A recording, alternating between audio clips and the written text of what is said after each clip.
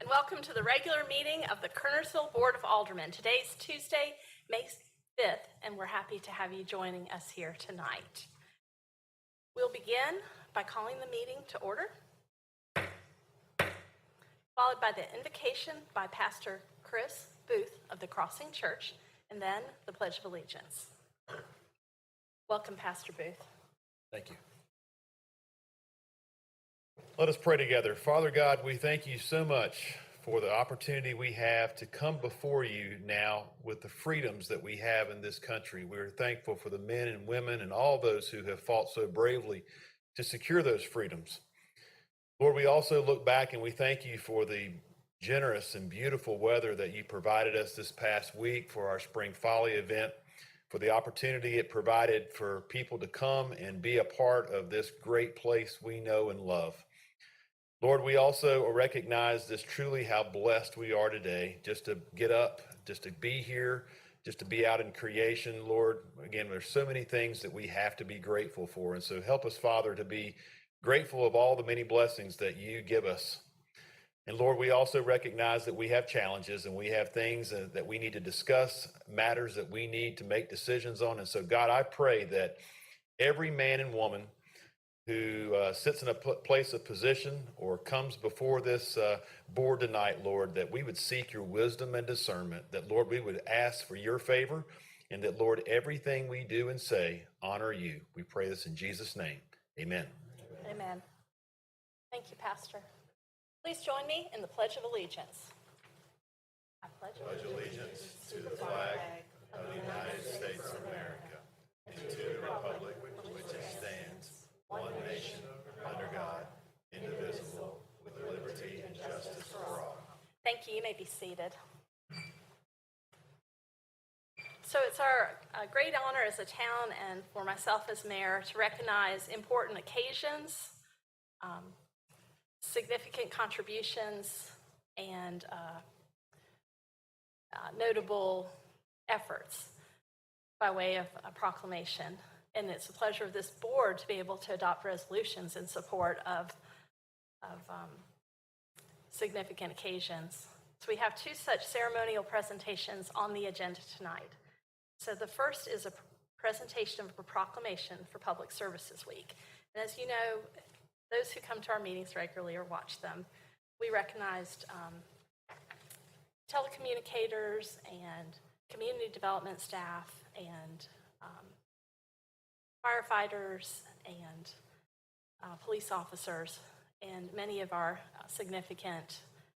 the departments that play a significant role in the day-to-day lives of our citizens. So we are celebrating Public Services Week in the month of May, and I'd like to recognize Chris Jensen that I'll present this presentation to. Many of you may already know this, but just the other day someone didn't realize that Chris Jensen is our new Director of Public Services, although he's been on the job for a little while. So Chris, thank you.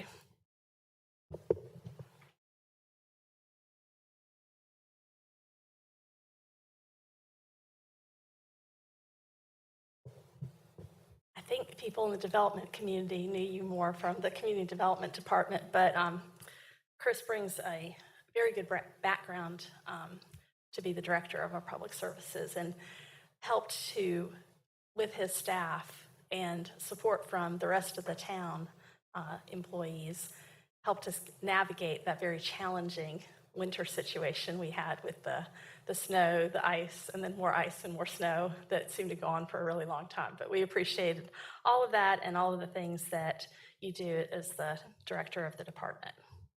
We have on the screen a photo of many of the employees of our Public Services Department, which is the largest department in the town and provides many different functions.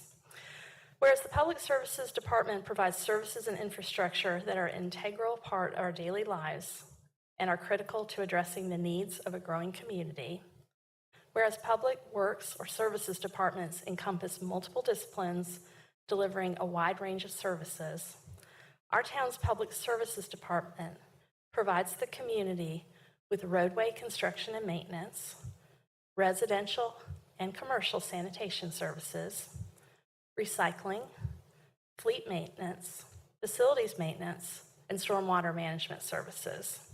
Whereas the quality and effectiveness of these services and operations are dependent upon the training, skill, dedication, and efforts of our public services employees.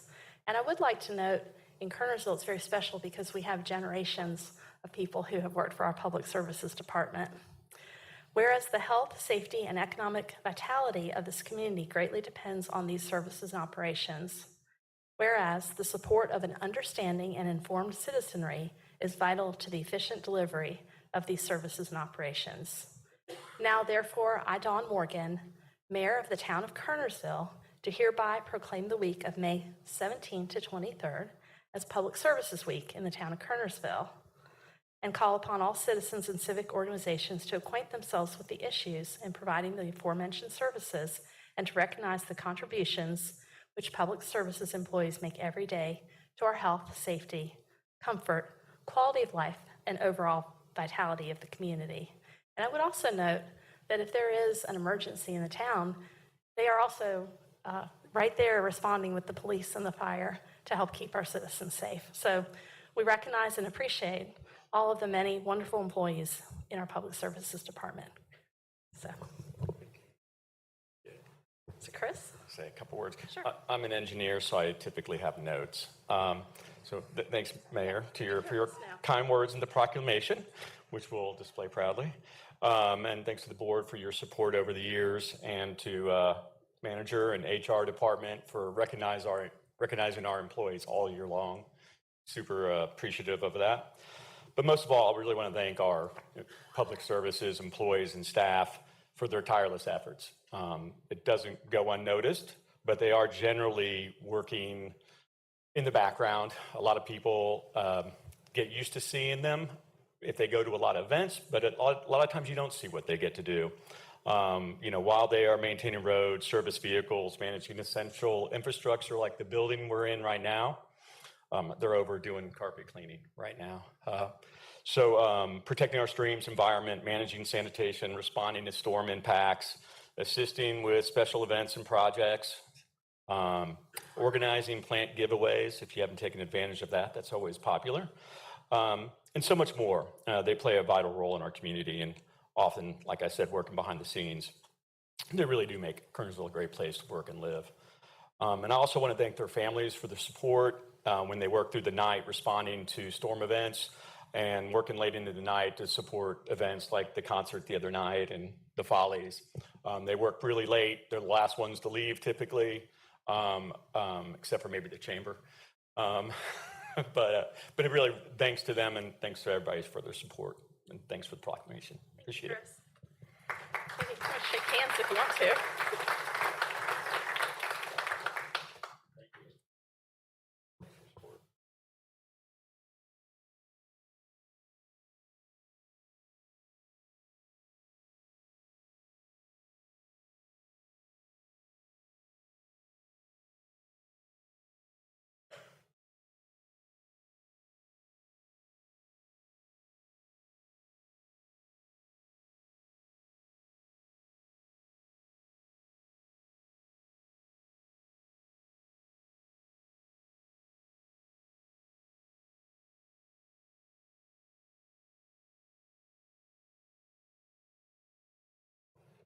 Another recognition we'd like to make today is a presentation of a resolution declaring Historic Preservation Month in Kernersville, North Carolina for the month of May 2026.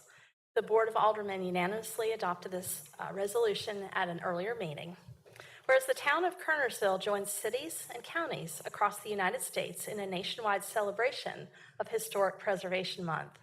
And whereas historic preservation is an effective tool for economic development, tourism promotion, revitalizing neighborhoods, fostering local pride, maintaining community character while enhancing livability, and whereas Historic Preservation Month is sponsored by the Forsyth County Historic Resources Commission, and whereas the Historic Resource Commission's mission is to protect and enrich the country's cultural,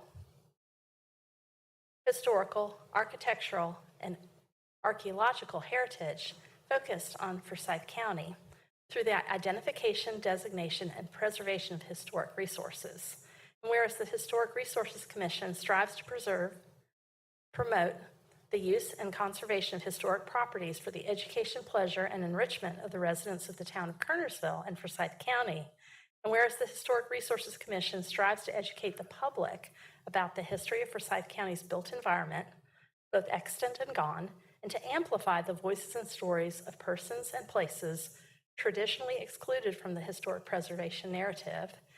Now therefore be it resolved that the Mayor and Board of Aldermen in the town of Kernersville do hereby declare the month of May 2026 as Historic Preservation Month and call upon the people of Kernersville to join their fellow citizens across the United States in recognizing and participating in the special observance. And I think Kernersville in this year that's very special, 2026, this year of America 250, the semi-quincentennial of our nation, we kicked off Historic Preservation Month a little early with a historic display that CJ Idle played a very important role in that was displayed at Kerner's Folly on April 11th, the day we had a big birthday celebration for the town of Kernersville, celebrating Kernersville's 155th. So it's a great honor to present this to you, CJ. We appreciate all your work you've done over the years, which have been many, in the town of Kernersville in furtherance of historic preservation and your leadership that you have with the Historic Resource Commission. And we appreciate your presence here tonight and wish you the best. And it's a great honor to present this to you. Thank you. If you don't mind, I'll go up to the podium and give a little presentation. Very good. And CJ will present more to us from the podium.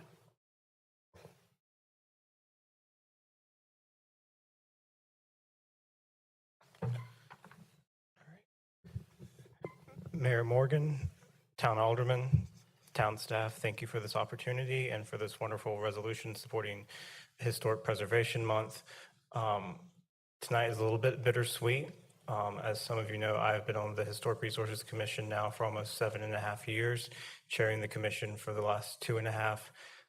This is my last time speaking before you in this capacity because I am no longer eligible to renew my seat on the commission, so you'll be looking for somebody new towards the end of the year. And I just, before I get into our annual report, I just want to take this opportunity to thank you all for giving me this position and this responsibility to represent the town in preserving and protecting Forsyth County and Kernersville's historic resources, our buildings, our built landscapes, our archaeological resources, and trying to remember parts of our past that we've lost through programs like our local marker program in Winston-Salem.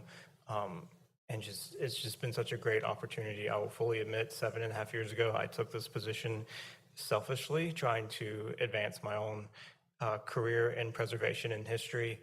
And over the last 7.5 years, largely thanks to Michelle McCullough, who's here, and her excellent tutelage and mentorship of me, I've realized that serving on this commission is more than just about me. It's about the people, it's about the past, it's about the stories of the underrepresented communities, the stories that these buildings have to offer, and being able to tap into that and work with our communities and our constituents and the citizens of Forsyth County in a variety of capacities, whether it's through our COAs, through our marker program, through our new Heritage Neighborhood program, getting to meet and interact with the public in this capacity has just been completely life-changing, and it's been such a wonderful opportunity. So thank you all for allowing me to serve the town in that capacity.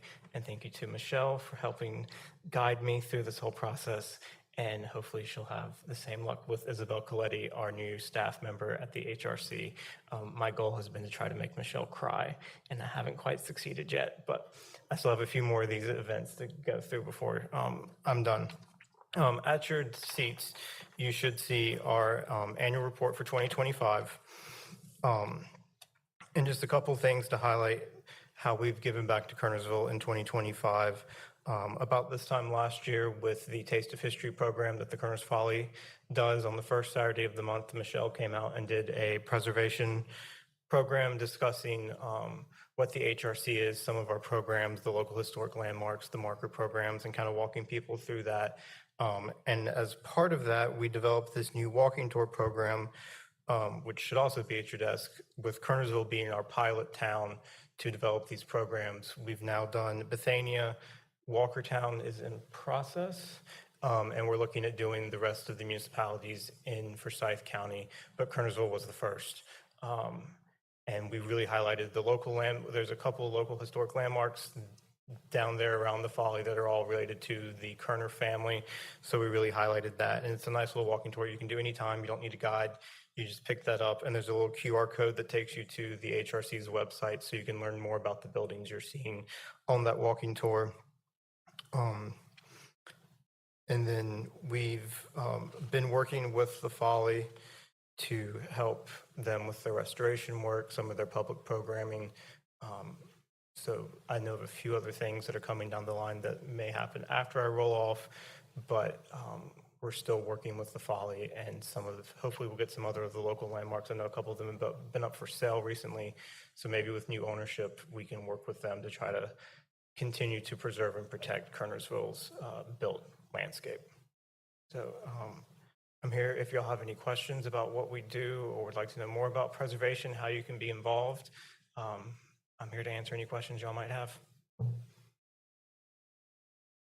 Are there any questions of CJ? Thank you, CJ, Thank for y'all. your service.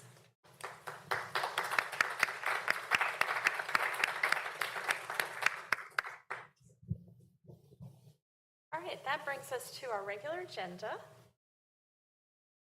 And we'll begin with some public hearings. We have 2 public hearings.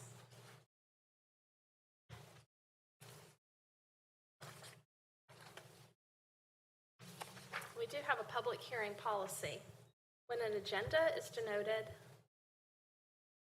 as a public hearing, persons attending shall be permitted to address the Board of Aldermen regarding the item under consideration, those speaking in favor speaking first, and those against speaking second. Proponents and opponents shall each be given 20 minutes of time to speak and may choose to allow one speaker to utilize that time or choose to allocate the time amongst different speakers. In the event that either proponents or opponents have not designated a speaker or speakers to represent that view, the mayor shall divide the 20 minutes by the number of speakers wishing to address the Board of Aldermen, and each such speaker shall be allowed that given time within which to express his or her comments, ideas, and concerns. So the first public hearing is a rezoning.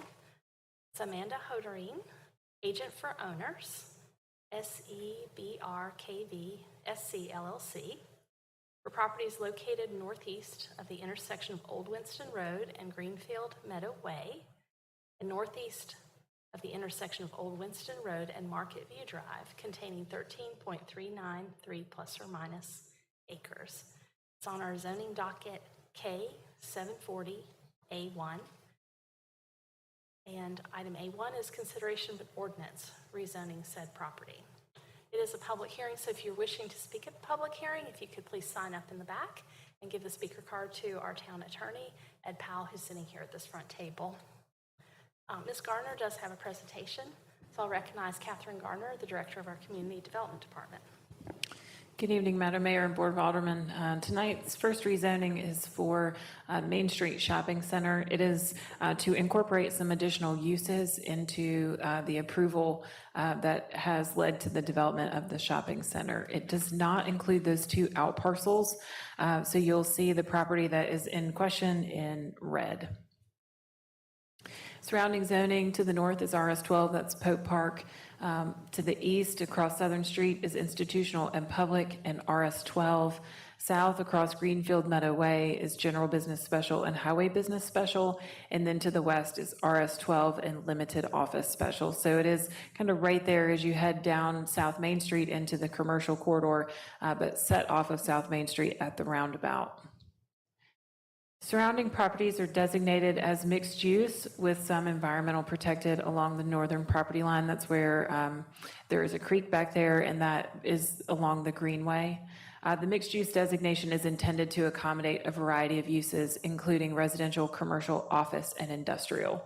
It is compatible with the general business conditional district, as there are a variety of other zoning districts and multitude of uses in the area, so no land use plan modification is necessary. This site was originally rezoned from RS7, RS12, and Highway Business and Highway Business Special to General Business Special in August of 2015. The northern portion of the rezoning that's outlined in red was a single phase and encompassed the same area being rezoned with this request. It was intended to be a shopping center with limited permitted uses and require a number of transportation improvements, and those have been accomplished. To the southern parcels, which were a two-phase rezoning, so required the final development plan to be approved by planning board, those are not being included in this request, but have also subsequently been constructed and built out. The purpose of this rezoning is to add recreation services indoor as a use and to make the entire single-phase portion of the development general business conditional. The site plan consists of the same elements that were approved with the original rezoning that have been updated to reflect the as-built conditions of the site. Staff is recommending that the conditions adopted with the original site plan be adopted as part of this rezoning, and we have ensured that conditions are reflected on the provided site plan before you tonight. So there's the 48,000 square foot food and drug store, 7,000 square foot attached commercial suites, and then two detached buildings that kind of form a little bit of a L shape there on that main parcel with the grocery store. Those are around 9,000 and 8,000 square feet respectively. Vehicular access is already provided and will not be modified. That's Greenfield Meadow Way and Market View Drive, and there are already sidewalks on site. Sorry, this show is very small. We're trying to make it look normal on the screen. The proposed uses are all the same as the original rezoning from 2015 with the addition of the recreation services indoor use. There is a recreation services indoor use there already. It was permitted several years ago, contrary to the rezoning. So this use, adding this use will pick up the proposed user, end user tenant, as well as make that one conforming. So it brings the site into conformance with the ordinance. Design requirements for this site were based on the Central Kernersville Overlay District with some modifications as provided in 2015 in the adopted ordinance. Applicant is requesting to maintain these same modifications and adopted with the original rezoning. No external changes are being proposed and all other overlay district requirements are satisfied. So there's no additional construction, it's just the change to add the use. Staff summary is that the single-phase conditional rezoning is for the parcel that's 13.393 acres of an existing shopping center intended to add the recreation services indoor use to the suite of uses that are already permitted under this rezoning. The site plan has been included that shows the as-built conditions and proposes no additional site changes. The proposed change will not allow for any further development of the site, but is limited to only the addition of the requested use. And we've included the original conditions as part of Appendix B of the staff report and recommending that a condition be included to re-adopt these requirements as part of this rezoning. This was heard at the April Planning Board meeting. Staff and Planning Board recommend approval of the amendment of the Unified Development Ordinance of the town by rezoning the property in case K740.A1 from GBS to GBC, the said rezoning being consistent with the town's comprehensive plan, the Kernersville Development Plan, and further being both reasonable and in the public interest because of the following. The site plan meets the requirements of the UDO and all previously adopted conditions. The proposed zoning is in conformance with the land use plan, and the proposed addition of recreation services indoor would not change the overall impact of the development on the surrounding areas. At the April Planning Board member, all those present were voting in favor. Be happy to answer any questions that you have. Does anyone have any questions at this time? All right, this is a public hearing. I'll declare the public hearing open. I'll recognize Amanda.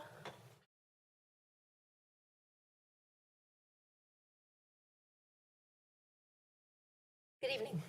Thank you, Madam Mayor, and good evening to members of the board. Appreciate the opportunity to present this tonight. I'm Amanda Hodiern, here on behalf of the property owner, Sieber KV LLC. My offices are at 804 Green Valley Road, Suite 200 in Greensboro. I have with me tonight Mr. Brian Ross, who is a principal of the ownership interest entity, if you have any questions for him as well. Ms. Garner, if you wouldn't mind going back to your presentation, I'm actually going to refer to a few of your maps. Thank you. That's perfect. Thank you. Perfect. Thank you. As you've heard from Ms. Garner, this is a little unique for me. I'm not here proposing something new or different or a change to what you already see when you drive by this site every day. As you've heard from the staff report and presentation, we're simply asking to include a use in the existing conditions, and we'll talk about that a little bit. So as you've heard and seen, the outline in red is the subject property, and it exists as a shopping center, a retail shopping center. It was rezoned as such in 2015 and has been built and exists there today. So the nomenclature that we're asking for, GB, general business, C, conditional, as opposed to the S, that's simply just a terminology update that comports with your current Unified Development Ordinance. So that's not indicating any kind of change to the district itself. The engineered black and white drawings that you see, you heard those referred to as an as-built plan, meaning they reflect what is built. So it's an as-built plan rather than a proposed plan, simply done and provided to comport with the filing requirements for this rezoning. So not proposing any new construction, nothing is reflected on that plan that doesn't already exist today. The one change that we are requesting, and this was done in consultation with staff once they reviewed the application, staff recommended and requested this, and we agreed, was to fix that little beige sliver that you see of RS12 inside the red outline that for whatever reason was not picked up in 2015 and should be. The stormwater pond for the center sits there, so it really should reflect the same zoning as the rest of the shopping center has. So we did agree to bring that in. So that's the one change we are requesting, and I would categorize that as a housekeeping cleanup issue. So if we could go to the site plan, please. Thank you very much. So again, this is an as-built plan, meaning it just reflects current conditions. So the footprint of the buildings, the L shape that Ms. Garner described, the parking lot, the access points, all of that is exactly as you've seen it. I'm sure you've visited the shopping center. So all of that would remain the same. We're not requesting any new square footage. We're simply requesting a new use to add to that list of uses. So if we could look at the zoning condition list that you had in your report with the small print slide. Perfect, thank you. So that print at the first bullet point, all of that exists today, and we're providing it again tonight just as a reaffirmation and a commitment to reassure and emphasize that all that's going to remain. And so this rezoning wouldn't negate or change any of that. We're simply adding that one category of indoor recreation services, which includes those following SIC code items. And the reason for that is because the owner has received several inquiries from business owners who want to do what you may have heard of or seen as sort of experiential fitness, I would call it, bar classes, these type of fitness facilities that are located in these types of shopping centers. I'm sure you can think of several examples. They would operate in the spaces that currently exist, no new space, have the same rules and regulation for signage, for hours, all the same rules and regulations that any other tenant would have to comply with. So nothing would change in terms of functionality, what you see from the outside. And I think what would change and would suggest is that it'll just be an added expansion and benefit to this nice shopping center that exists. It's been thriving, serving the residents of Kernersville, and this hopefully would be a use that would continue to meet the expectations of what folks would expect to see and have at their disposal in a shopping center like this. As Ms. Garner mentioned, there is an existing, I think it's a karate studio that's there. I'm not sure, was not involved in the permitting of that, but certainly I think this would clean up any question about whether or not that's a conforming use as well. So that would have the added benefit of embracing that, and I think is another good example of what this indoor recreation use would add to the vitality of the shopping center. As was mentioned, there's no needed change to the land use plan amendment, as you would expect, because again, we're not proposing any change or really differentiation here in how the land use is comporting or functioning.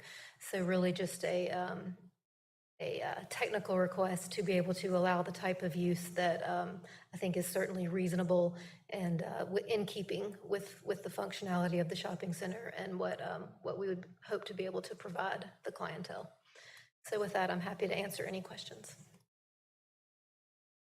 Oh, I'm sorry. I did want to add, we of course held a neighborhood meeting back in January, sent a letter out describing, as I've described to you tonight, the limited aspect of this request. We had one person attend the meeting, our neighbor from the Catholic Diocese next door, that P&I blue property that you saw on the map. He just said, hey, I just want to know what's going on, just like to be able to tell our congregation, what's going to be in the shopping center. So we had a nice conversation. He didn't have any concerns, and that was the only contact we've had with anyone from our neighborhood outreach. Does anyone have any questions for Ms. Hodiern?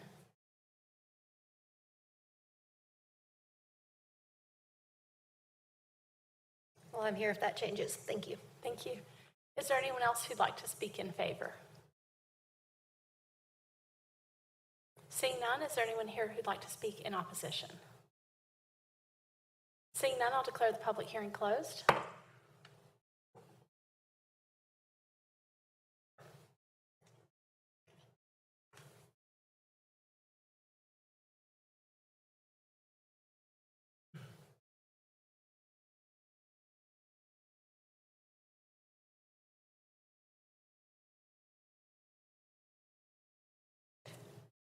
I move to recommend approval of the amendment of the Unified Development Ordinance of the town by rezoning the property in case, mine keeps flickering, I gotta find somewhere. K 740A1 from GBS and RS12 to GBC, the said rezoning being consistent with the town's comprehensive plan. Is that all I have to say, or do I have to finish? Okay. Kernersville Development Plan, and further being both reasonable and in the public interest because of the following facts. 1, the site plan meets the requirements of the UDO and all previously adopted conditions in O-215-25. The proposed zoning is in conformance with the land use plan, and the proposed additional use of recreation services indoor would not change the overall impact of the development on the surrounding areas. I have a motion by Alderman Savanas. Do I have a second? Second. Second by Mayor Pro Tem Gorham. All in favor? It's unanimous. Thank you. All right, our next public hearing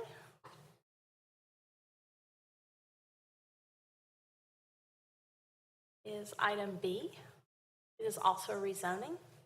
This is Frank Chapman, agent for owner, LHR Industries, LLC, for property located at 1470 Hampton Plaza Drive, being the PIN number indicated on the agenda and in the staff report, containing 1.42 plus or minus acres.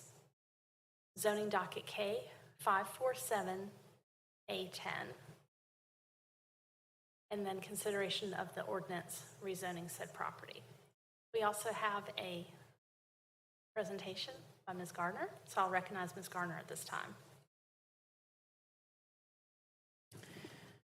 Madam Mayor and Board, the second rezoning is similar to the previous in that it is an existing site that has been developed with a modification of uses. So this one is off of Highway 66 in the Stafford Center development. The current zoning is limited industrial special, and the requested zoning is limited industrial conditional. That SC nomenclature is a reflection of a state law change, as Ms. Hodiern mentioned. So if we haven't already talked about that, now you know. This was originally zoned LIS in 2000. It was broken up into several different areas, and there were zoning changes based on the areas A, B, and C were assigned highway business. Those are predominantly along Highway 66. Area D in the back where this is located was assigned a base zoning of limited industrial. There was an FDP that was approved in 2005 for this property under wholesale trade A. Staff is also similarly proposing to retain the original conditions of that ordinance from 2000 with this rezoning. The requested additional use for this property is veterinary services and pet daycare services. The petitioner has included another site plan, another as-built, which proposes to bring parking dimensions, driveway dimensions, and dumpster screening into compliance. So some small changes with this one, but no large-scale additional development, no additional buildings, just some small tweaks. The site is directly west of the intersection of Stafford Center Drive and Hampton Plaza Drive. Adjacent properties are zoned limited industrial special to the north, south, and west. So that large pink swath around the red outlined parcel, that is all the Area D from the original Stafford Center rezoning. And then there's Highway Business Special to the east across Hampton Plaza Drive. That's part of areas A and B and C.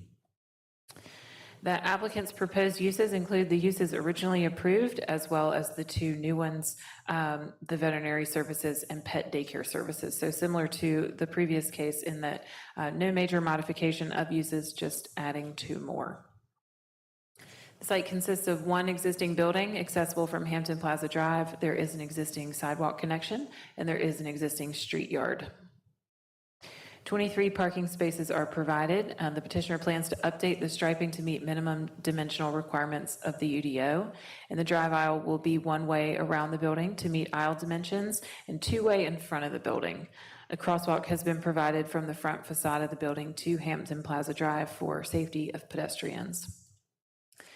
The proposed parking, as shown on the site plan, does not meet the minimum required number of spaces for a few uses that are proposed to be included in the rezoning. So if a future use and occupancy permit were applied for requesting any of these 5 uses, staff would require that the minimum parking requirements be met before occupancy. That is a standard in our ordinance when changing uses, but alternatives and incentives are provided that may make that more feasible without having to redo an entire parking lot, but that is just something to be aware of.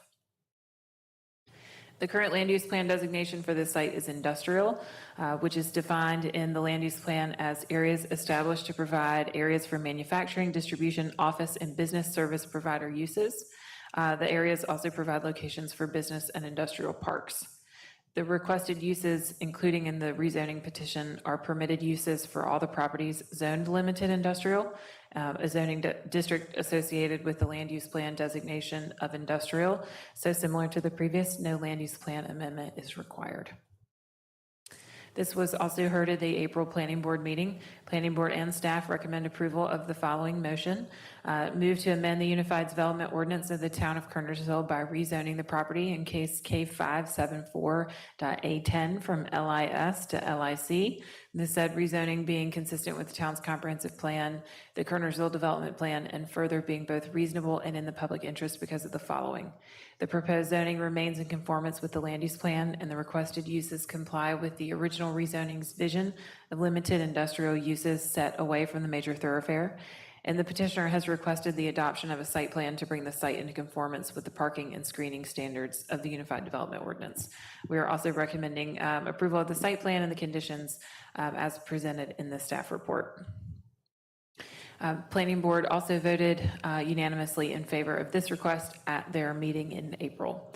So I'd be happy to answer any questions that you have. Thank you, Ms. Garner. This is a public hearing. I'll declare the public hearing open. I have signed up to speak Frank Chapman. Mr. Chapman, if you could reintroduce yourself and state your address at the beginning of your remarks. Madam Mayor, Board, staff, good evening. I'm Frank Chapman, agent for LHR Industries. I'm also the VP of Medical Design and Construction for Davey Construction Company, 152 East Kinderton Way, Advance, North Carolina, 27006. With me today, our architect of record, Kevin Marion, and our doctor, Dr. Jennifer Hope. And I'm here to answer any questions that you may have. All right, thank you. Yes, ma'am. Is there anyone else here to speak in favor?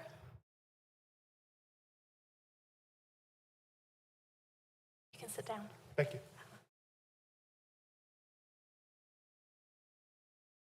There's more time. Is there anyone here to speak in opposition? Seeing none, I'll declare the public hearing closed. Does the board have any questions of anyone? Okay. Is there any discussion, or do I have a motion? I move that to amend the Unified Development Ordinance of the town by rezoning the property in case K-574A10 from LIS to LIC, the said rezoning being consistent with the town comprehensive plan, Kernersville development plan, and further being both reasonable and in its public interest because of the following facts. The proposed zoning remains in conformance with land use plan and the requested uses comply with the original rezoning's vision of limited industrial uses set away from major thoroughfares, and the petitioner has requested the adoption of a site plan to bring the site into conformance with the parking and screening standards of the UDO. And the site plan and conditions? And the conditions, okay, site plan conditions, subject to site plan and conditions as presented in the staff report. Okay, I have a motion. Do I have a second? Second. Motion by Alderman Pegram, second by Mayor Pro Tem Gorham. All in favor? It's unanimous. Madam Mayor, I'd just like to say that says it is case 547. That the text says move to amend 574, but it is 547. Just want to make that Sorry. clear. Can you repeat that?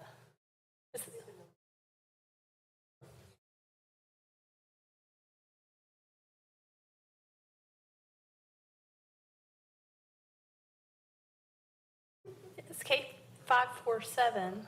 Yes, and in the motion, the 4 and the 7 were transposed. So that's been fixed. Okay. Yes. So just to be clear, was everybody voting on case K-547A10? Yes. What do I need to do now? Okay. It's fine. Mr. Hooker, is it fine? Yes, it's fine. The first time Alderman Pegram said 574, and I just wanted to make sure that it was on the record as 547. Okay. It's written kind of small, isn't it? There's a screen, instead of a printout, we have a screen, and the screen is like flickering, so it's kind of hard to read it from the screen. So as much as you want to use as little paper as possible, sometimes it creates its own issues. Thank you for making the motion. It was a long one. All right, anything else on this case? Thank you. All right, we are on to item 2, which is the public session. Have we received any cards from somebody requesting to speak? If not, we still have the opportunity to speak from the floor. Okay, I'll recognize Ms. Jenny Fulton.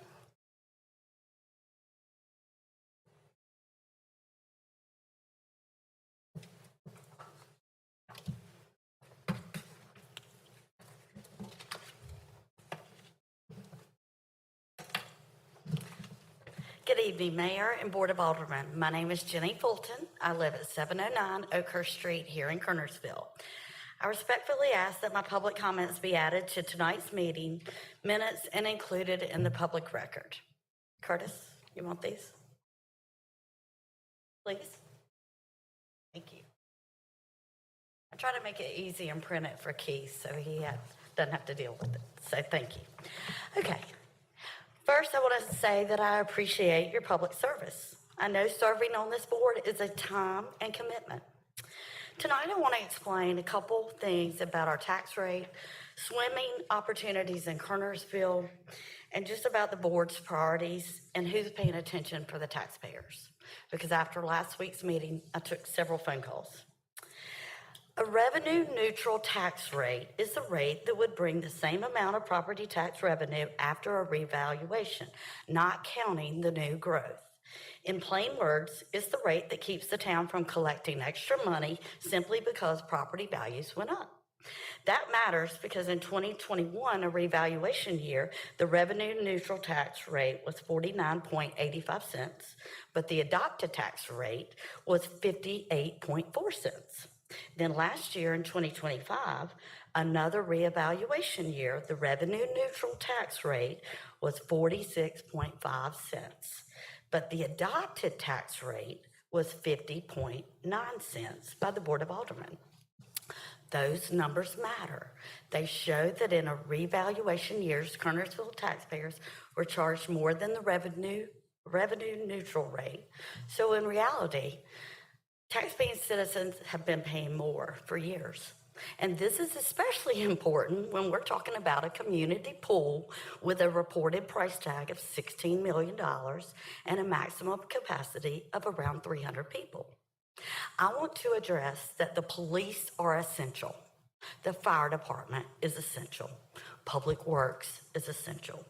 These services are every citizen depends on every day for safety, emergency response, infrastructure, and the basic town operations.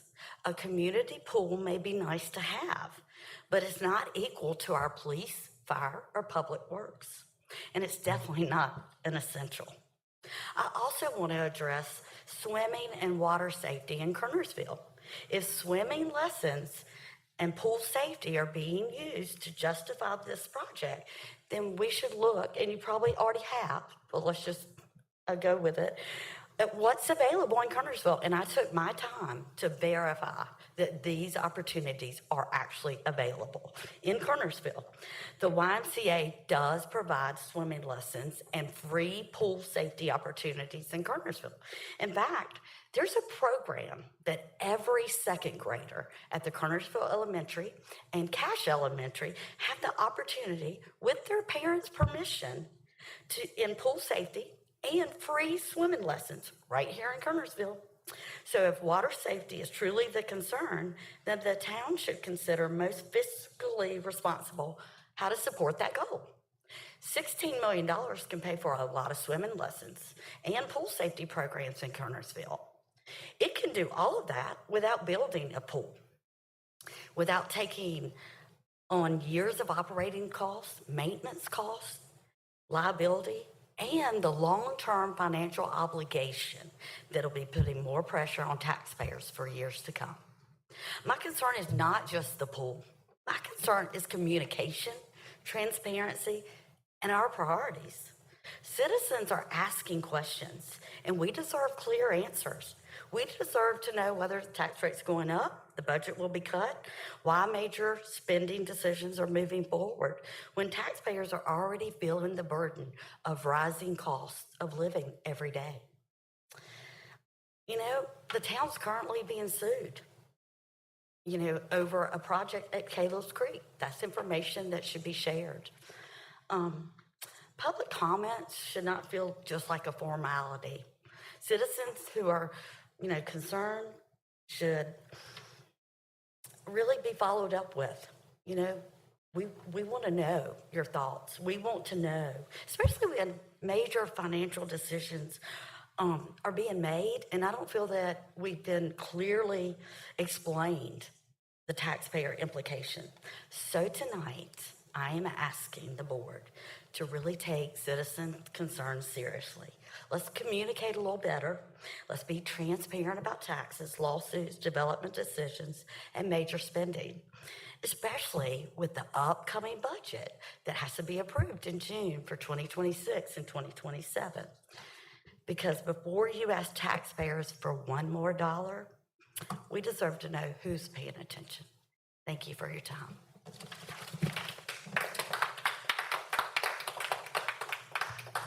All right, is there any other speaker from the floor this evening?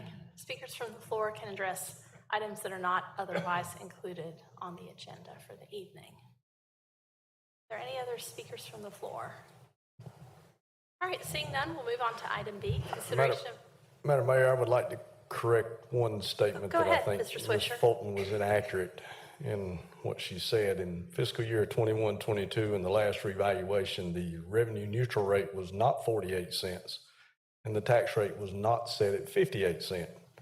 The revenue neutral rate that year was about 52 cents, and the tax rate was set at 55.9 cents. And the revenue neutral rate was the rate we set was slightly higher than the calculated revenue neutral rate because the rate of growth that year, the average rate of growth over the 4-year period, was lower than what it was for the last 2 years of the 4-year cycle that we're allowed to calculate growth. And we also set it in there we had it a little bit higher for higher growth rate in Guilford County, as well as we always take into account appeals and some money that will be lost in appeals throughout the year. So I just wanted to set the record straight for what the revenue neutral rate was and what the tax rate was set at. And the appeals you're referencing are appeals of the decision of taxing authority? Correct. The assessor's office? Yes, ma'am. Do you have any other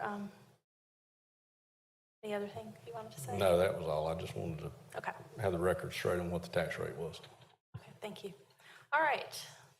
If we're ready to move on, if there's nothing else. Okay. We'll move on to item B, consideration of resolution setting the public hearing for a voluntary annexation of property located at 1515 Brookford Road. Madam Mayor, this request is tied to a rezoning that will be going to Planning Board next week. So we would request that the resolution set the public hearing for June 2nd.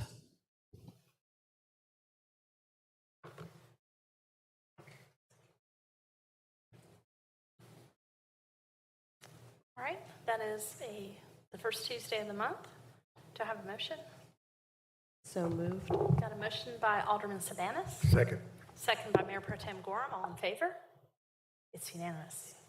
All right, item C, consideration of ordinance for Budget Amendment 10. Mr. Swisher. Madam Mayor and Board, you have in your packet the budget amendment. This is budget amendment number 10 for this fiscal year. You have, I think, 9 different increases in the general fund expenditures. The largest of those is in the fire department, which you'll see later on in the agenda. It is for the traffic signal on Highway 66 there at Station 42. We have also received grant funding to cover that cost. The expense is $220,000. We received $200,000 from the state to cover that expense, and we are anticipating another $50,000 as well.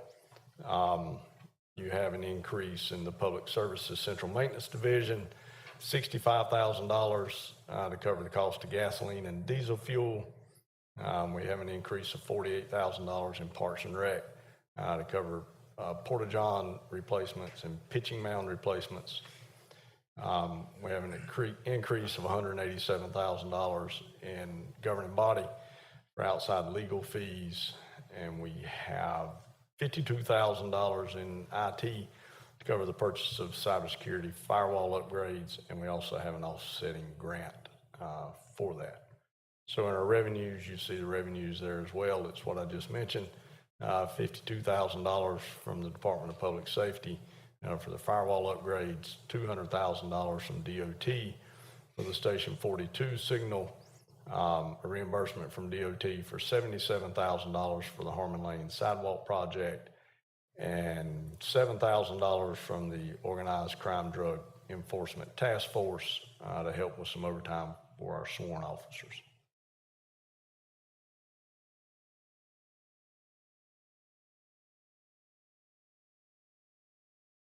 Are there any questions? All right, do I have a motion to approve the budget amendment? So moved. Got a motion by Mayor Pro Tem Gorham, Second. second by Alderman Pegram. All in favor? It's unanimous. All right, moving on to consideration of a resolution to accept a bid and authorize a contract for a much-needed emergency signal at Fire Station 42. Mr. Swisher? Yeah, this is for the signal that I just mentioned that was in it was in the budget amendment. You can see the bid there is $208,969. Traffic Control Devices LLC, and we are recommending approval of this bid to begin installation of that emergency signal. Do I have a motion? So moved. Got a motion by Mayor Pro Tem Gorham, Second. second by Alderman Spanis. All in favor? It's unanimous. And I would like to mention, also in that kind of vicinity on Highway 66 on the other side of the street, talked with Chris Jensen about it, talked with people at the NCD about it. Curtis, I know, NCDOT, Curtis, I know you've noticed it, and Chief Tilley, I'm sure you've noticed it as well. Kind of across the street in that general area where the fire station is, there is an area with a drainage problem on Highway 66 on the XPO trucking side. If there's ever an opportunity, the drain is in the wrong place. It's the NCDOT, or it's been paved a little bit over, and the curve of the road isn't quite right because the age of the road. If there's ever an opportunity to fix the drainage in that area, I think that would be key, especially with installing a signal there, because that, if it iced over or was deep enough to kind of like skid a little, now we've put a traffic signal right there, which we need because of the fire station, because it's like on demand, right? On demand fire, it's on demand for the fire. Yes, ma'am. For the fire engine to go out that way. But if we have certain weather conditions, it could be a little more hazardous with that drainage issue there. So if there's an opportunity to get some public safety funds or to work with XPO, there may be some options that allow it to drain off into some kind of swale or something a little newer of design than we used to have. I'd like to see us pursue that. Yeah, DOT has looked at it, and I think it involves more than just a drain. I think it's the way the road is too low in that area, so they would have to go in. I think it would involve probably tearing up the road, raising it up, a lot more than just putting in a drain, but they're aware of it. Now would be a good time to do it because they've already got traffic jammed up on 66 in that area. They go ahead and do it and wouldn't notice much of a difference. But they're aware of it, and I'm sure if they have a good opportunity at some point in the future in that area working, they should correct it. I would like to just keep reminding them of it in case there's an opportunity. It's not a road the town can repair in a fashion like that. It's a DOT road, so it would be up to them to decide to do it and to design it and to do it, but I think it'd be important. Yep, we'll continue to remind them. If they get some safety money or something that they can use there. Okay, thank you. All right. So the next thing, we have a lot of items that are related. So Curtis, you want to address the items related to the Greenway? Yeah, the next two items are intergovernmental agreements between the town and the city of Winston-Salem, and then the town and Forsyth County. It's related to the Piedmont Greenway, the section from Hastings Hill Road back to the Kernersville Greenway there at Polk Park. It's to do a study for a future greenway in that area.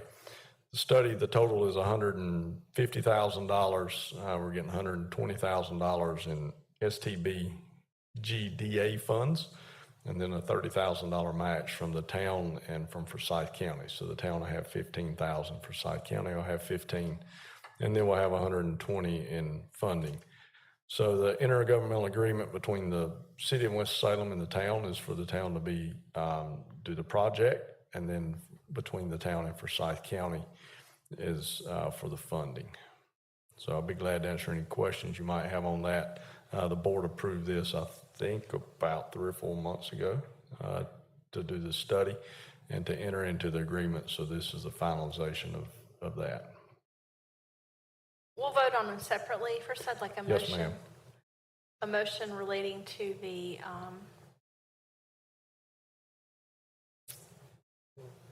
Piedmont. The first one is an intergovernmental agreement with the city of Winston. Okay, it's listed slightly different, attached and printed. Yeah, item E should. It should be intergovernmental, or is it interlocal agreement? Intergovernmental, ways. interlocal, yeah, I think Okay. the actual one says interlocal, and we have consideration of an intergovernmental, but same thing, so. All right, so the document is an intergovernmental agreement between the city of Winston-Salem and the town of Kernersville. So do I have a motion to approve this agreement? So moved. Got a motion by Mayor Pro Tem Gorham, Second. second by Alderman Pegram. All in favor? It's unanimous. All right, the next is an interlocal agreement by and between Forsyth County and the town of Kernersville. Do I have a motion to approve this agreement? So moved. Got a motion by Alderman Sarah Sabanis. Got a second by Mayor Pro Tem Gorham. All in favor? It's unanimous. All right. Curtis, tell us about the capital improvement plan, please. Well, the capital improvement plan you have in your packet, we're required every year to adopt one. And in this one actually is accurate for 26, 27 in that the equipment that is listed in the CIP for fiscal year 26, 27 is the actual equipment that we're recommending in the budget. And so beyond that, beyond 26, 27, when you get to fiscal year 27, 28 and out to fiscal year 2030, 2031, it's that year that we hope to do it that year if everything works out right and we have all the revenue we would like to have and all of that. And I can tell you, as I've told every board in the past, that usually does not happen. So beyond fiscal year 26, 27, it's kind of just a good estimate of when we'll get it. We do go in each year and take the priorities, try to take at least the top priority of each department in that fiscal year and purchase that piece of equipment in the fiscal year. It's what this is it's divided up into equipment, vehicles, capital projects such as improvements, things like that. And you have that breakdown. I think that's on the first page. It's broken, or the third page actually in your packet. It's broken down CIP request by department and then CIP request by type. So the types are computer software, computer-related equipment, vehicles and wheeled equipment, other equipment, buildings and facilities, infrastructure, and other improvements. So we have several categories there that it's broken down. I will tell you that probably the bigger projects are improvements in parks and recreation, with dealing with ball fields, soccer fields, baseball fields, those type things. So again, all of those, there's none of those being recommended in fiscal year 26, 27. So all of those you will see further down the road. I think the biggest year for those is fiscal year 2030, 2031. That has some more ball field expansion, some upgrade to the baseball fields, some other things in it. But I'll be glad to answer any questions that you may have about it. All the department heads are here that put the items in this CIP. And again, I guess the other important thing to say is this does not bind the board to anything. It does not bind the town to anything. This is simply our plan that if everything goes well, this is what we'll do. We also have a transportation improvement plan with streets on it that we may or may not do at some point in time. We've had a sidewalk plan that we actually have 2 sidewalks that we're looking at doing now that were on that plan. They were on it years ago and they're just now coming to fruition. So again, it doesn't bind you to that. This is just a scenario if everything works out right. And I'll also tell you that we do move things around in this. There may be something out there that's scheduled for replacement in fiscal year 2029, 2030. If it breaks, actually quits working, quits running, whatever it might be, we'll buy that sooner than expected and we may move something back. So we've done that. As you all are aware, we've bought several garbage trucks out of Cycle because we could get those.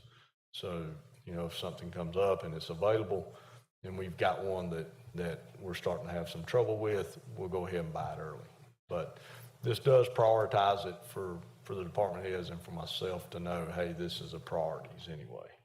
We may not get it that year, but it's still the priority that we look at getting. All right, any questions? Do I have a motion to approve the capital improvement plan? So moved. Got a motion by Alderman Pegram, Second. second by Mayor Pro Tem Gorham. All in favor? It's unanimous. All right, the town manager's report. Mr. Swisher? I have one item, Madam Mayor. Ms. Garner is pulling it up. We have discussed purchasing some property. We were approached by a landowner of some property down at Ivy Redmond Park. The address is actually Highway 66 South. That's because the main entrance to the property, if there is really a main entrance, would be off Highway 66 South. But it does adjoin the property that we have down at Ivy Redmond. It is 16.03 acres. It appraised for $160,300. The landowner has agreed to sell it for $160,300. So you have, as soon as we get it up, I'll show you where it's at. I know the board's familiar with where it is, but we'll show those watching on YouTube and in the audience. It is at the end of Beeson Road, a little bit to the east of the property that the Board of Aldermen just purchased. I think, can you enlarge it any? There we go.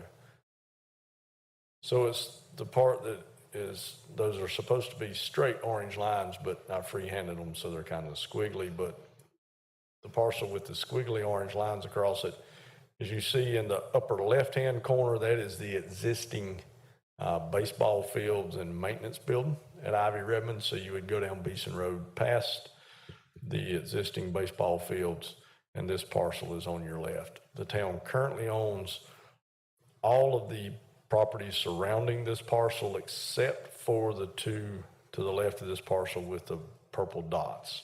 Those are 1 acre parcels that we currently do not own, but we own everything else surrounding this parcel. This would stop any development from encroaching onto the park from Highway 66, because the parcel to the right of this one, basically to the east, is accessible from Highway 66. It would be zoned probably commercial, but with this parcel, it would stop any encroachment because of the creek. Someone would have to cross the creek to get up to the town, and that, you know, with us owning the property, we would have that creek as the barrier between the park and any other development. So be glad to answer any questions. You have the notice of intent to reimburse. We will pay for it through the general fund and then reimburse the general fund. And you also have the resolution to purchase the property. We did not get the budget amendment uploaded. I thought it was uploaded. It was not. That included the funding for it. So we'll have that on the agenda. If the board approves the purchase, we'll have the budget amendment on the agenda at the end of May, and then we can close on the property. But I think the owner will be fine with that. I told him I would have to take it to the board first, get it approved, and then we can set a closing date. Okay, do I have a motion as to the resolution to purchase real property located at 0 NC 66 South? I have a question. Okay. The property that's just north of that, do we own that one? The big parcel? Yeah. Yes, ma'am. Okay, that's what I thought. And this should be the last time that we will be buying property in this area because we own most of it except those 2 1 acre parcels? Yes, ma'am. The only parcels left down in the park that we don't own are the 2 1 acre parcels I just mentioned. Then a little bit to the north of the parcel you just asked about, there is a residence there that's 2 acres that we do not own, and then Ideal Catering, I think it's Ideal, not Catering, Landscaping, has their office and their facility there. I think it's 8 acres. It's right beside the house that the lady lives in. So we own all of the parcels at this point from when you turn off Shields Road onto Beeson Road, except those 4. Okay. And the park, I know the mayor asked at the last meeting or the meeting before when we purchased the property just beside of this. With the purchase of this, it'll be 270.48 acres in the park that the town will own. We started out with 75.6 back when it was initially built, and we have increased the size of it through the years with different purchases of the parcel. So it will be 270 acres if the board does purchase this. Thanks, Curtis. Thank you. So there was a recreation plan developed, and Ernie was involved in it with the master planning for our park system. And the conclusions of that were adopted by the board was to have a larger park that could be kind of a regional draw, and then to have smaller neighborhood parks. And we already had a really good system in most areas of town of the smaller neighborhood parks, with a couple exceptions, including near where JR and I live. But the idea was it would be a good attraction with a lot of opportunities for the future. So, Ernie, if you've got a minute to talk about that plan and the value for sports tourism and the community of having one bigger park like this.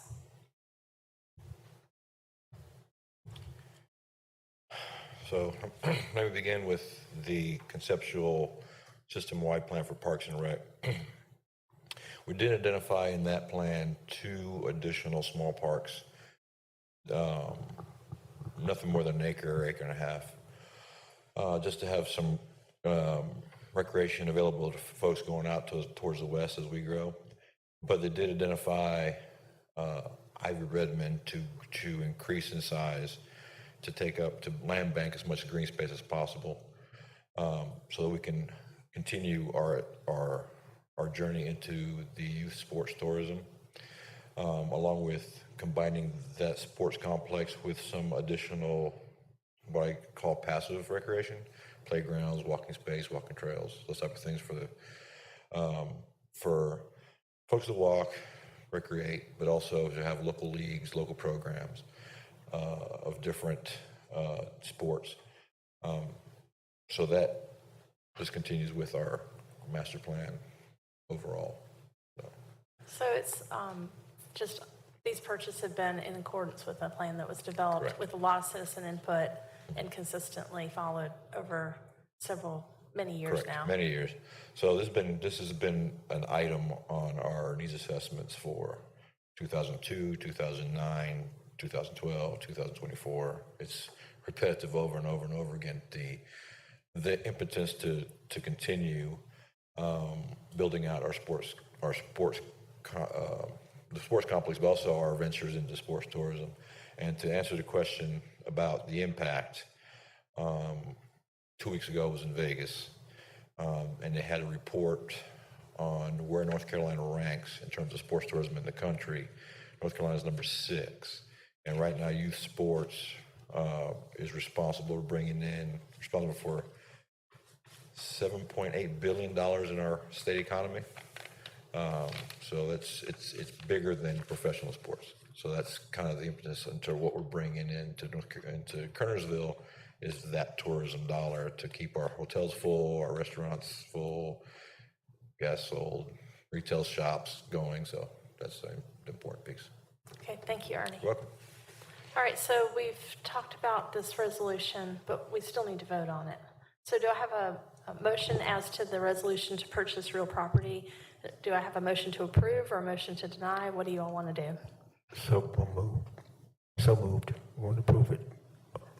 Move to approve? Move to approve. Got Mayor Pro Tem Gorham with a motion to approve. Do I have a second? Second. Second by Alderman Spanis. All in favor? It's unanimous.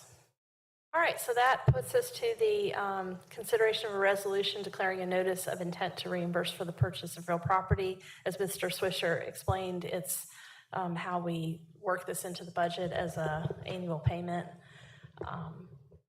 And that is it, but we don't have to. He'll advise us as he works on the details of the budget. So it just gives the town the option of doing so. So do I have a motion to approve the resolution declaring a notice of intent to reimburse? So moved. Got a motion by Alderman Pegram, second. Second. Second by Alderman Sabanis. All in favor? It's unanimous. Okay, matters to be presented by the town attorney. Madam Mayor, I do not have a report tonight. Thank you. Matters to be presented by the mayor and board of aldermen. We missed our two colleagues who are not here tonight, but thank everybody for coming and doing the heavy lifting on this meeting. Mr. Pegram, do you have any comments tonight? Had the opportunity to take part in the ALS walk this past weekend. I would strongly suggest anybody who wanted to get involved, get out and have a good time. Next time that's in town, come on and walk with us. Thank you. Thank you. Mr. Gorham? No comments. Thank you. Ms. Sabanis? Do we have any update on the Macy Grove Road extension, when it's going to open? I know that at some point they said May. I and we're saw in somebody May. standing in the road today, like I saw multiple working trucks. on it.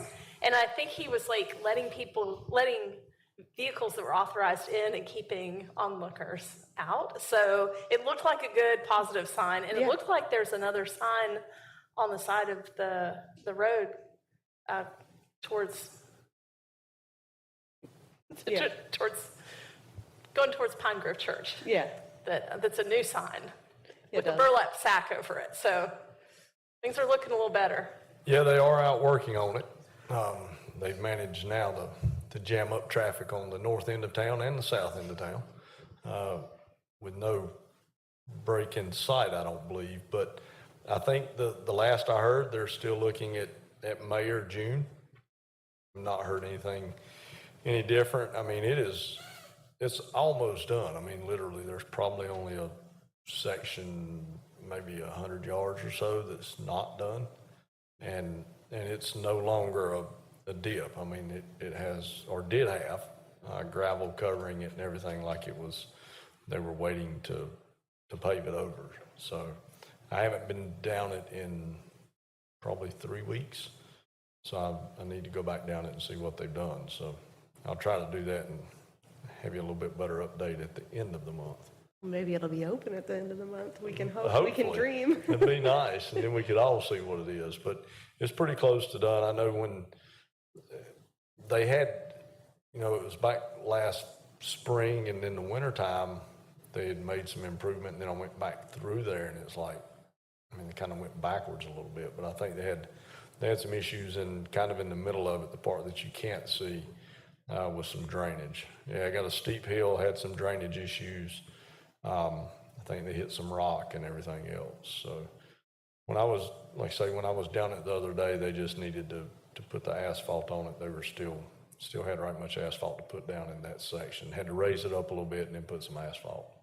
But I don't know what they're doing out there right now. I mean, I saw the folks in the middle of the road too, and I'm thinking, what are they doing in the middle of the road? I mean, it's got nothing to do with the extension, but who knows? Yeah, I saw like 6 big trucks, like dump trucks, leaving there at about 5:10 this evening. So I don't know. That was the most I've seen in a long time in that area. Despite asking the NCDOT for updates, it's been quiet. Yeah, it might be hauling some asphalt in or something, so that'd be a good thing. And also, everybody who's in the crowd and those who are watching from home, my email is always open if you have any questions, comments, concerns, as I'm sure most folks here. We aim to serve all of our citizens here, and if you have questions, comments, concerns, please don't hesitate to reach out. I might not know the answer, but I can try to find out. We have a general email inbox too for all questions, info@toknc.com. If you didn't get that, it's the first letters of town of Kernersville, North Carolina, because nobody wants to do .ci.kernersville.nc.us. So we shortened it to toknc.com. So info@toknc.com. Kind of get you some also quick responses if you have just a general question about a town service. And we've got the happenings page on the website with updates about development happening. So if you haven't been on our website in a while, it's worth taking a spin around and see some of the new features with information. And of course, many people know, but if you don't, the items that were on the agenda for the meeting, there's all kinds of clickable links so you can see the documents we're referring to. And it's pretty well optimized for mobile devices too. So if you're in here and you can't see something on the screen, you can pull it up on your phone. All right. Well, congratulations to the Kernersville Chamber of Commerce for a great spring folly. I hope that it was an awesome event. We appreciate all the effort that goes into it by the many volunteers, the supporting businesses, the staff, and the support from the departments of the town of Kernersville to make it possible. It looked like a lot of people were out enjoying some beautiful weather, some great music, and a very cool stage on Mountain Street that seemed to be very enjoyable. Some new options for food, and just a great show. And you know, I hear that there's a new Star Wars movie out, and I think I saw Grogu being carved by a wood carver. So the chainsaw artist had a Grogu out there as well. So a little of the kind of the local things happening in entertainment right here in the town of Kernersville. So it's been a tradition for many years, and so many people enjoy it. And Mayor Pro Tem Gorham and I are looking forward to an upcoming big town festival, Juneteenth. Would you like to address that, Mr. Gorham? Yeah, I would like to invite all the citizens in Kernersville to come out and celebrate with us on Juneteenth, which will be on June the 19th. That's a Friday. And we will be showcasing the Buffalo Soldiers in the educational part of our celebration. And I think it's going to be an exciting event. Our Juneteenth celebration has grown every year since its inception, about 3 years ago. And it's going to be on a Friday night. And I'm hoping that people will come out and support it, especially one that's involved with downtown activities on Friday. You're right down there where we are, and we can all have a great time. So come out and support it, and we look forward to seeing you on June 19th. Thank you. Thank you, Mayor Pro Tem Gorham. Is there any further business before go ahead. I just have one thing. I knew there was something else I wanted to update the board on. The sidewalk on Harmon Lane. We were working on it. It initially was designed to be a 6-foot sidewalk. Met with the neighbors. Some neighbors had concerns about it. Chris Jensen and his staff met with the neighbors, and I think now we're going to change it to a 4.5-foot sidewalk with a 1-foot grass strip. They wanted a grass strip in it to match kind of what's downtown. It's a pretty narrow grass strip and a little bit narrow of a sidewalk compared to the 6-foot, but that's the plan right now. So we've got to take it back to the neighbors, let them know what we found. We can do that. It's just a very minimal cost to change the design plan on it. So that's not a big deal, but just wanted to update the board. That's where we are on it. We're moving forward with the sidewalk and the design, but it has changed a little bit from what was the proposed sidewalk design. It's changed a little bit from that, but still have a sidewalk plan. If we do it, if we stay within that 6-foot, we don't have to move any of the existing fences and so forth that are out there. We can do it all within what we have. Thank you for the update. Is there anything else? Okay. Is there any further business before the board this evening? If not, could I have a motion to adjourn? So moved. Got a motion by Mayor Pro Tem Gorham. Second. Second by Alderman Savanas. All in favor? It's unanimous. This meeting is now adjourned. Thank you for joining us.